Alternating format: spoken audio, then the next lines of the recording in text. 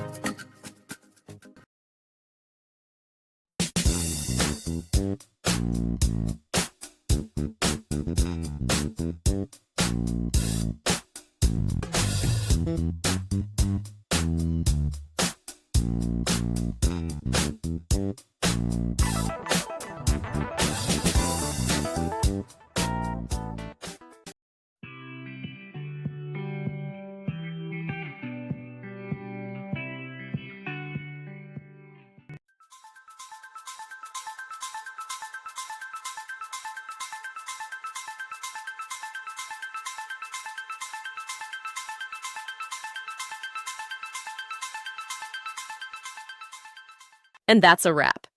I hope you found the answer you were looking for. If you did, take a second to hit that subscribe button. It really helps out. And let me know in the comments which solution worked best for you. See you next time in the debug zone.